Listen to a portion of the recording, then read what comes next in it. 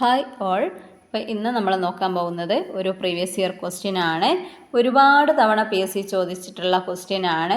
ഇതിൻ്റെ അനുബന്ധ വിവരങ്ങൾ കൂടി ഇമ്പോർട്ടൻ്റ് ആണ്. അപ്പോൾ എല്ലാം പറയുന്നുണ്ട്, നോക്കാം. സ്വതന്ത്ര ഇന്ത്യയിലെ സംസ്ഥാന പുനഃസംഘടനാ കമ്മീഷൻ്റെ അധ്യക്ഷൻ ആരായിരുന്നു? VP Menon, HN Kunzru, BR Ambedkar, Fazal Ali. Answer option D ആണ്, ഫസൽ അലിയാണ്.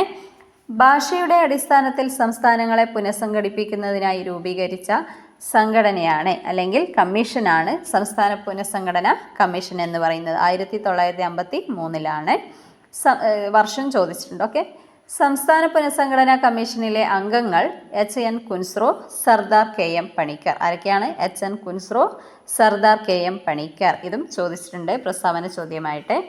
ഇന്ത്യൻ ഭരണഘടനയുടെ ശില്പി എന്ന് അറിയപ്പെടുന്നതാണ് BR അംബേദ്കർ. ഭരണഘടനാ ഡ്രാഫ്റ്റിംഗ് കമ്മിറ്റി ചെയർമാനായിരുന്ന വ്യക്തി കൂടിയാണ് BR അംബേദ്കർ.